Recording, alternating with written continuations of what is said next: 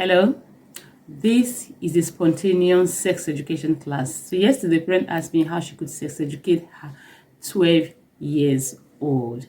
And this was my response to her. At 12 years, I expect the child to have known a lot of things when it comes to sexuality education. I expect the child to have known things like pedophiles and their activities, talking about relationship, boundaries.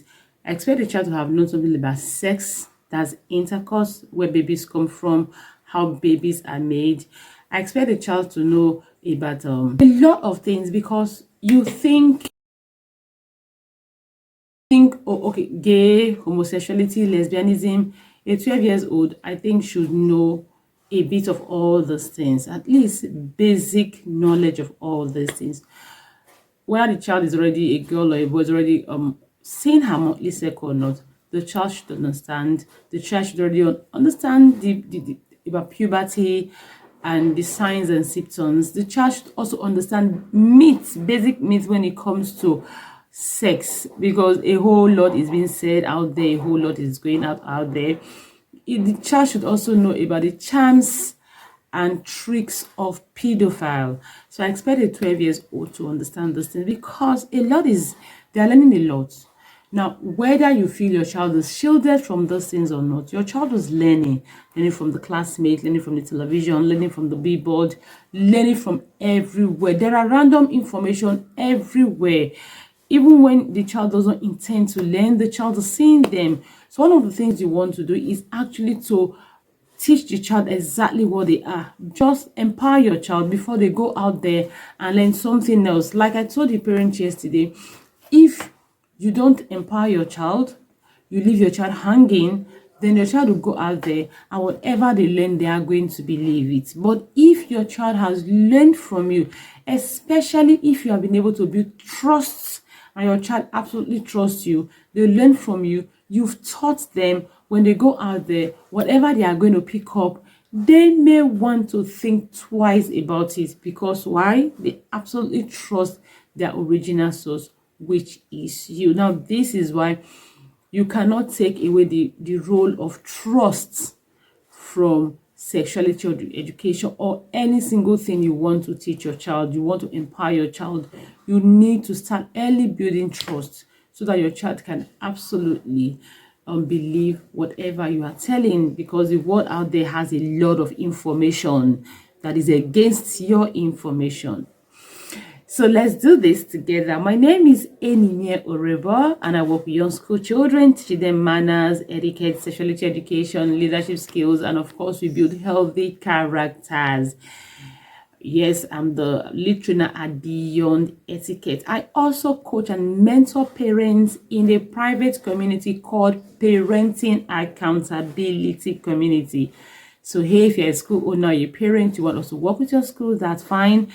If you are a parent, you want to get coached and mentored, that is also fine. Feel free to reach us. This is Parenting with Enimie. If you are a returning subscriber, thank you very much. I'm doing this because of you. You coming here again shows that you are getting value. Thank you. Do well to tell other people about this community. Always leave a comment, your questions and everything. Always like and always share.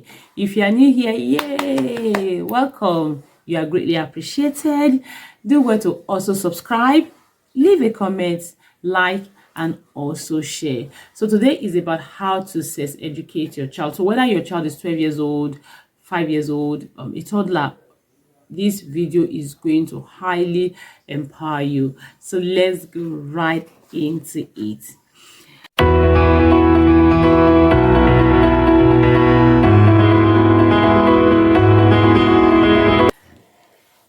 When it comes to sex educating your child, I always recommend you start early. Just the same way you start naming the parts of your body to the child. Oh, what is this? My hand, my leg, my head, and all of that. Also let the child know their private organs. They are part of their body. They are not a big deal. They are not a taboo. They are not forbidden. You know, each time I teach children in school and you talk about private part, the way they give me that look, I always wonder, what parents don't realize is that when children give this expressions, they actually are passing a message that they are not well groomed. And now this is one of the things pedophiles look at for. They look at for children who are not well groomed. When they realize, oh, this child is not well groomed, this child is not well equipped, doesn't know much about sex, or they just want to further to profile the child. They begin to bring out their other tricks or their other charms, and most times these children fall victim. But when a child is bold, is confident to talk about it, is my body part. I always ask my children, is your vulva not your body part? Is your penis not your body part? So why the face? Why the face, really? So that is one of the things you want to do. You want to make sure your child is comfortable talking about their private body parts. That is one of the things pedophiles look at for. Take that away. First thing you are taking away. So, like I was saying, I always encourage parents to start early. Once your child starts naming the part of his or her body, you also want to tell them about their private body part. Of course, every part of the body has different functions. They have the hand, they have the leg. Just start it from time. Your baby, if your child is, if you don't have a child yet, you're pregnant, or your child is just a year or less than, you are in luck. Start early. You want to pee, your penis, bring out your penis. This is how you put your penis in WC. Oh, your vulva, you need to cover it all the time. Say it. Your vulva, rather, say it. Use the name of the body part. You know why this is important? It makes you and your child very comfortable to talk about them. It removes the heaviness some people feel. You know, each time I see parents struggling to educate their child, I don't always blame them, really. Initially, I used to wonder, what is the big deal? But later I realized that many parents, they actually create a boundary around it from small. They make it so heavy. So it now gets to a stage they are not able to freely talk about it. So, but if you start early using the right body parts, you are always going to be free to talk about it. You have named it what it is. So you are always going to be free to talk about it. Okay. Like I always, start early. Name the body parts. That's one of the things you want to do. After naming the body parts, then you also want to, like I was telling the parents, I don't think I've ever sat my children to start telling them about sexuality education. This is that. No. We always take advantage of teachable moments. They ask questions, because one of the things you need to do is for your child, for you to be able to effectively teach your child, and for your child to actually know what you are teaching, you have to have a connection with your child. When you have a relationship with your child, it's easy for your child to talk to you. So they want to talk to you about everything. And when they talk to you, you actually want to listen and answer them correctly. The first thing I said is name the body parts the way they are. Second thing I said, answer them correctly in an age-appropriate way. Your child asks you a question. There are so many opportunities to teach. Like every day is an ongoing conversation, because they are free to ask. You are accessible. They are free to reach you. It's easy for them to ask questions. And when you ask questions, you answer, something happens, you take advantage of it to teach. You realize that you never have to wait for a special child, a special day, or a special age to begin to teach it, because it is ongoing, it is on and on. It's just like they have normal interactions, normal conversations with you.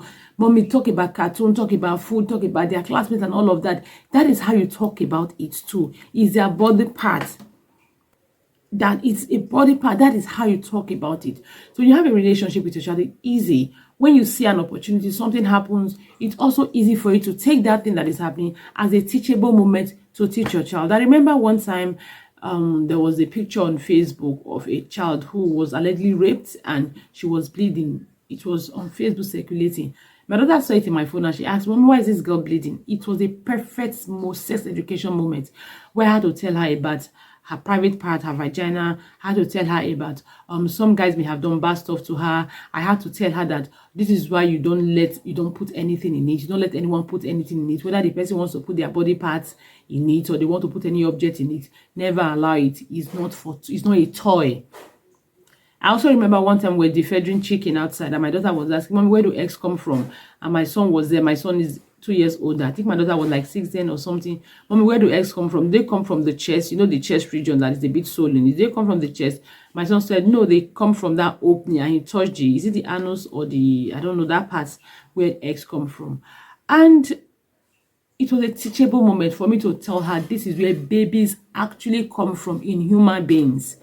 Babies actually come from here in human beings. I had to tell her, and I had to tell her again, this is why that place must be protected. Now, this is why objects are not allowed into that place. So you don't have to wait for a particular time. It happens on and on. We are watching Najo Wild and they see animal mating and they are talking about, mommy, these animals are mating, these are they reproduce. And it's a good time to tell them, yes, human beings also mate too. Every animal, most animals mate the same way for the purpose of reproduction. So it is not, when you have that connection with your children and when you have started by teaching them the right things in an age appropriate way, they know it, but you don't have to paint the picture of intercourse and everything. They are seeing mating already. Even when they see the word mating, they teach them integrated science. In our integrated science, I think as early as 3 years, they're already teaching them about basic things, reproduction, mating, and all of that. Grade 3 or grade 4. They're already teaching them about all of that. And it's an opportunity for you to keep teaching. So there is never a time you are waiting to say, oh, I want my children to get to this age before I start teaching them. No, start early. It's an everyday conversation. Something happens, you are talking about it. You are talking about it. You see something on news, you use opportunity to teach them. You want to teach them sexual discipline. You actually want to also teach them, along with discipline, delay gratification. When you are teaching that, you refer to them in bits. They are learning. You are baiting your young child. You are teaching them about their body parts. As they grow older, they see signs in their body. They boldly come and ask you. You take advantage and teach them about puberty. Yes, they wonder, I have a classmate. She's already growing breast. Yes. I remember my son telling me that they were playing one day in school and his penis stood up. They were doing sports, something like that, and he was embarrassed. We talked about it and I told him about wet dreams, nocturnal emission, and all of that. When you have this relationship with your children, it's easy for them to tell you everything or anything. And when they tell you anything, that is how you get the conversation ongoing. You just make it in a manner that there is nothing that is so heavy for you to talk about.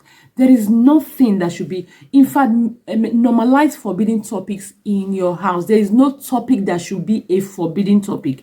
Every topic should be easy for you to talk about. Of course, in an age-appropriate way. So why one subject? Because one of the things is, if you make it a forbidden subject, you don't talk about it, your child will go outside. Friends will tell him about it. And at the end of the day, he will run what the friend is saying. That is the truth of the matter. So what you want to do is to make sure that you empower him enough already so that when they go outside, their friend tells them something. Because there are a lot of myths around sex for children. You were once 12 years, you were once 13 years, you were once a teenager. You hear things like, oh, when you have sex, you will not have pimples again. When you have sex, you have your boobs become bigger, your booktores become bigger. We were all told all of these things. You become beautiful, your hair become longer. A lot of things these teenagers hear, even when they are 12, 13, a lot of things they hear. You hear it all the time. You even hear people don't want you to be their friends again because they are not in there amongst them. So what you want to do, before they even hear these things, you want to start busting them. Like when I teach my teenagers in school, I'm wondering, I said, do you know any mom that is not fat, that is thin? They'll say, yes, my mom is not fat. My mom is not fat. Do you know any mom that doesn't have big booktores? Yeah, my mom doesn't have big booktores. Okay, your mom had you and had your siblings. How did they have you? For teenagers who already grown, they had you through sex. So if you are saying that, okay, sex makes you fat, why is your mom not fat? You want to tell them, for them to be able to wear their thinking cap and think it through. Because their friends will just tell them one or two things and they will just take it and run with it.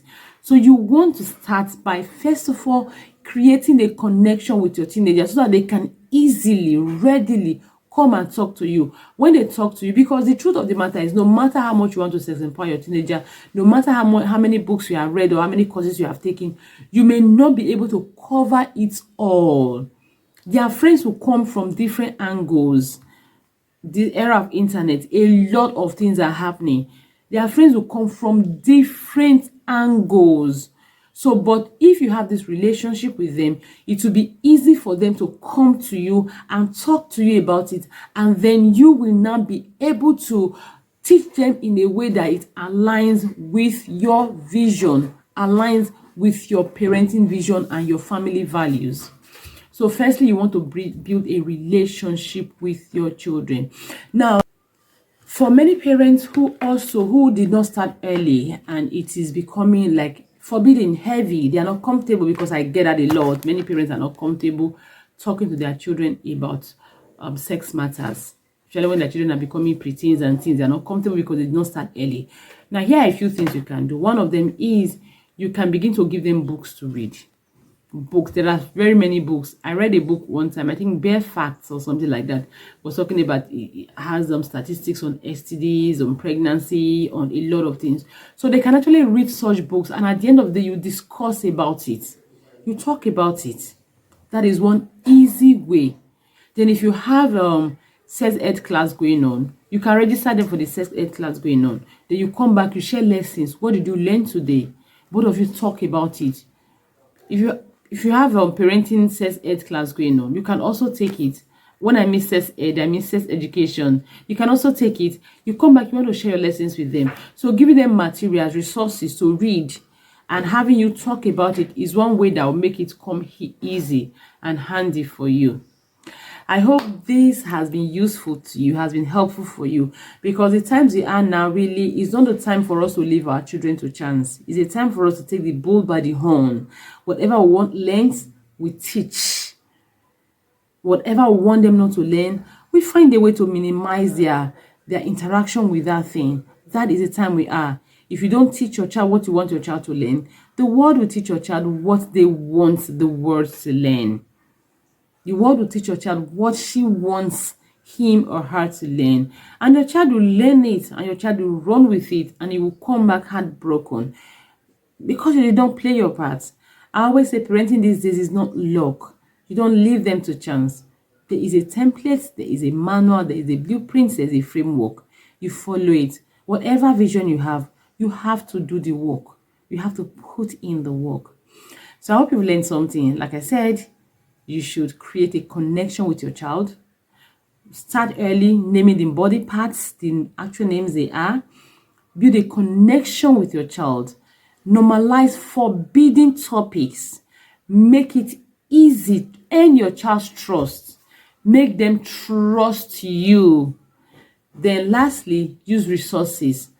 Books. I have the conversation starters. There are some questions that borders on sex education there. You can take it and you can use it to teach your children about sexuality education. Thank you for watching. If you are new here, thank you for finding me. If you are old subscriber, thank you for keeping up with us, and I hope you've been getting value. I do hope you share this video, you leave your comments, you like, and you subscribe. My name is Enime Orebo, and this is Parenting with Enime Orebo. See you next time. Bye-bye.